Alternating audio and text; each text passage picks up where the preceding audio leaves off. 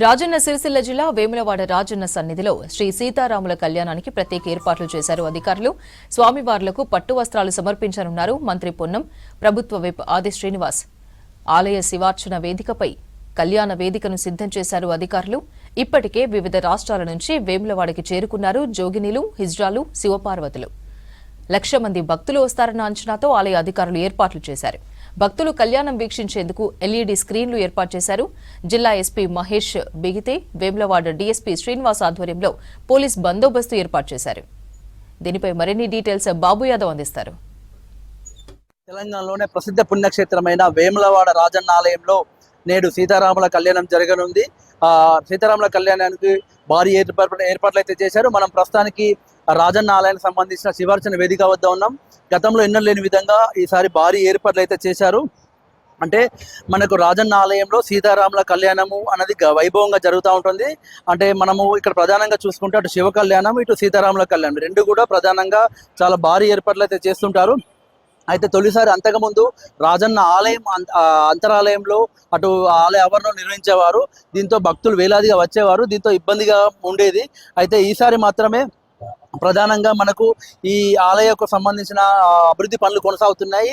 ఈ ఆలయ అభివృద్ధి పనులలో శివార్చన వేదిక ఉంటుంది. శివార్చన వేదిక వద్ద భారీ ఏర్పాట్లు అయితే చేశారు. మనం దాదాపు చూసుకుంటే 1,00,000 మంది భక్తులు వస్తారనే ఒక అంచనాతో మాత్రము ఏర్పాట్లు అయితే చేశారు.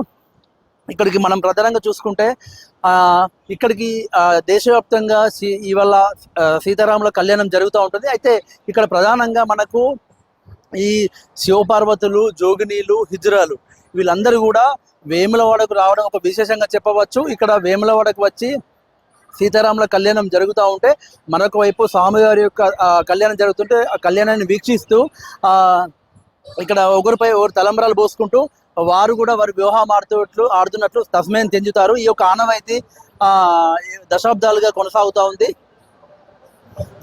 కొనసాగుతుంది. మనం చూసుకుంటే ఇప్పటికైతే రాజన్న స్వామివారి యొక్క కళ్యాణం కోసము రాష్ట్ర మంత్రి పొన్నం ప్రభాకర్, అటు రాష్ట్ర ప్రభుత్వ విప్ ఆది శ్రీనివాస్ కాసేపట్లో అయితే పట్టు వస్త్రాలు సమర్పించనున్నారు. మనకు మున్సిపల్ నుండి ఇక్కడికి శివార్చన కళ్యాణ వేదిక వద్దకు పట్టు వస్త్రాలు తీసుకురానున్నారు.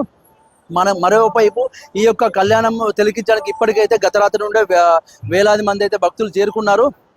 వేసవి కావడంతో ఆలయ అధికారులు మాత్రము చాలా ఏర్పాట్లు అయితే చేశారు.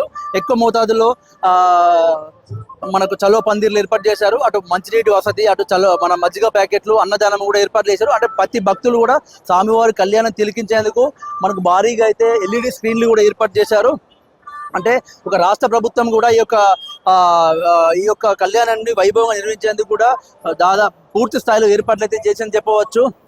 మనం చూడొచ్చు ఇదే ఒక స్వామివారి యొక్క కళ్యాణ ఉత్సవమూర్తులను సిద్ధం చేస్తున్నారు. ఇదే వేదిక పైన మనకు ఈ యొక్క కళ్యాణం జరగనుంది. చాలా కళ్యాణ వేదికలో చాలా అందంగా ముస్తాబు చేశారు. అంటే ఇక్కడ నుండి ఈ కళ్యాణ శివార్చన వేదిక ఎత్తుగా ఉంటుంది.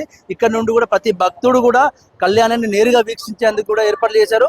దూరం ఉన్న ప్రాంతాల కోసం వారి కోసం కూడా మనకు ఎల్ఈడి స్క్రీన్లు అయితే ఏర్పాట్లు చేశారు. మనకు ఒకవైపు రాజన్న ఆలయంలో అభివృద్ధి పనులు కొనసాగుతున్నాయి. స్పీడప్ కావడంతో అక్కడ ఈవో చాంబార్ ఎదుట కళ్యాణం జరుగుతుండేది. ఇంతమంది భక్తులు వచ్చేవారు, చాలా ఇబ్బంది పడేవారు. కానీ ఈసారి మాత్రం తొలిసారి ఈ యొక్క సీతారాముల కళ్యాణం కోసం మాత్రం రాష్ట్ర ప్రభుత్వం ప్రత్యేక దృష్టి సారించింది.